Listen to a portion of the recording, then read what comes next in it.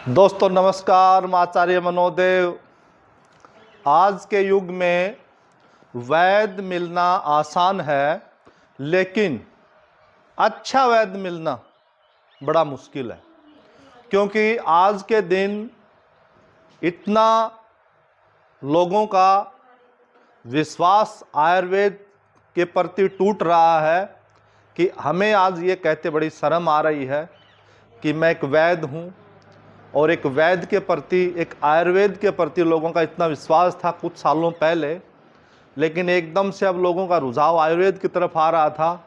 लेकिन कहीं न कहीं वो लोग जो केवल और केवल अपने आप को वैद्य बोलते हैं, अपने आप को एक वैद्याचार्य का स्थान दे रखा है जिन्होंने, और वो लोगों के साथ केवल और केवल ठगी करते हैं।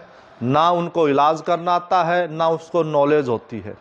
और आज मैं आपको हमारे इस धाम के बारे में बताऊंगा, और आपको वाक्य में ये पता लगेगा कि आयुर्वेद का अगर कोई काम करता है वैद्य, तो कितनी मेहनत करनी पड़ती है, कितना परिश्रम करना पड़ता है, और कितनी अलग अलग जगहों से नॉलेज इकट्ठी करनी पड़ती है, नए नए उसके नुस्खे बनाने पड़ते हैं, और तब जा कर के काफ़ी सालों के बाद कुछ रिज़ल्ट हमें मिलने स्टार्ट होते हैं। बड़ी मेहनत होती है। ये कोई 1-2 दिन या महीने 2 महीने का काम नहीं होता कि हम एलोपैथ की तरह 10 दिन कहीं हॉस्पिटल में गए और हम दवा देने लग गए लोगों को, वो अलग विषय है। लेकिन आयुर्वेद है, आयुर्वेद जितना कहने में आसान है उतना आसान नहीं है। इसकी नॉलेज आपको बहुत समय के बाद पूरी मिलती है, बड़ी मेहनत से मिलती है। देखिए, मैं आपका इलाज जड़ी बूटियों के माध्यम से करता हूँ, और हमारे इस स्थान का नाम है श्री सूर्यदेव आरोग्य धाम, जो कि कुंड गांव के अंदर स्थित है ये। और हम यहाँ पे शनिवार और रविवार 2 ही दिन दवा दे पाते हैं। 5 दिन हम दवा देने लायक नहीं रहते। इसलिए नहीं रहते क्योंकि हमें इतनी मेहनत करनी पड़ती, इतनी दवा बनानी पड़ती है, तब जा कर के 2 दिन बड़ी मुश्किल से आपको दे पाते हैं। इतनी मेहनत होती है। और आप देखिए, मैं आपको आज कुछ जड़ी बूटियाँ दिखाऊंगा, कुछ अपना कार्य दिखाऊंगा, आप देखना। देखिए, ये सभी आप देख रहे हो डब्बे, जितने भी ड्राम देख रहे हो, इनमें सभी में अलग अलग प्रकार की जड़ी बूटियाँ होती हैं। और देखोगे पीछे आप देख रहे हो, इस साइड में ये साबुत जड़ी बूटियाँ हैं, और इसी प्रकार से आप इस साइड में देखोगे ये कुछ अर्क बनाने की जो है ये सारे यंत्र हैं। दूसरा, ये मेहनत इतनी होती है तब जाकर के कुछ दवा हम बना पाते हैं आपके लिए। और लोग छोटी सी जगह में बैठ करके 10 डब्बे रख करके और आपका इलाज के नाम पे आपके साथ ठगी करते हैं, और ना वो आपको रिजल्ट दे पाते हैं। इसलिए आयुर्वेद बदनाम हो रहा है।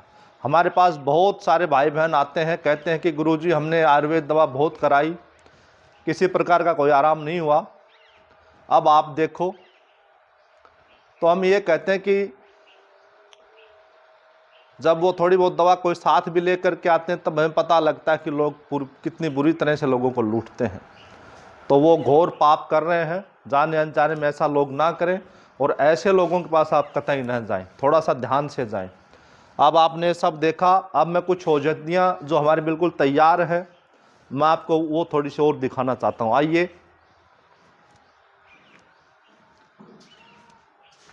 देखिए, ये हमारी औषधियों का ही भंडार है। यहाँ पे औषधियाँ ही औषधियाँ हैं सभी। ये बहन है, यहाँ औषधियों को देखती है हमारी, तो यहाँ पे टोटल औषधियाँ ही हम बना करके रख रखी हैं, आप देखोगे तो। और ये बहन आपकी सेवा में रहती है यहाँ पर। आइए, आपको कुछ और दिखाना चाहूँगा।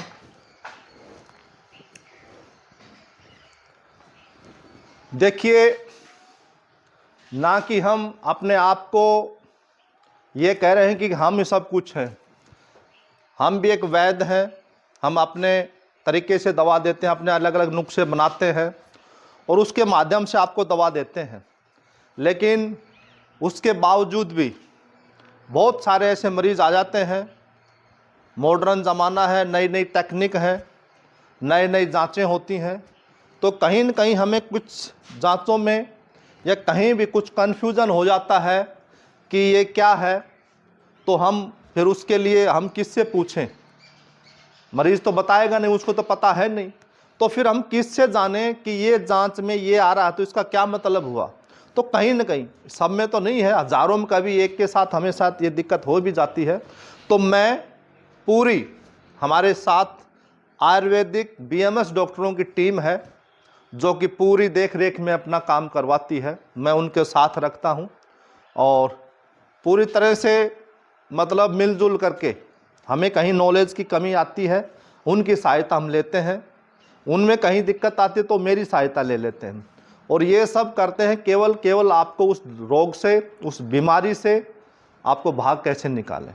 ये सभी देखिए नॉलेज है, वो कहीं बंधी नहीं है कि वो शिथिल है, कहीं उससे ज़्यादा नहीं हो सकती। आयुर्वेद में तो आप जितनी, आज अभी मुझे 17 साल हो गए काम करते हुए, आज मुझे नॉलेज आज से 10 साल पहले इतनी नहीं थी मुझे, आज से 30 साल पर और बढ़ेगी, लेकिन मैं अगर 100 साल का होकर के भी अगर जाऊंगा तब भी पूरी नॉलेज मुझे नहीं होगी। तो आयुर्वेद है, इसका अंत नहीं है, बहुत बड़ी साइंस है। और जो लोग कहते थे कि आयुर्वेद घास फूस है, आज वो भी मानने लग गए कि बड़े बड़े रोग हैं उनका समाधान केवल और केवल आयुर्वेद में है और कहीं नहीं है। तो आपको कभी भी किसी प्रकार की अगर कोई आपको समस्या होती है तो आप बगैर झिझके किसी भी अच्छे वैद्य के पास जाकर के अपना इलाज आयुर्वेद के माध्यम से कराएं। अगर आप आयुर्वेद के माध्यम से अपना इलाज कराते हैं तो आप पूरी तरह से उस रोग से पूरी तरह से आप निकल सकते हैं, मुक्त हो सकते हैं।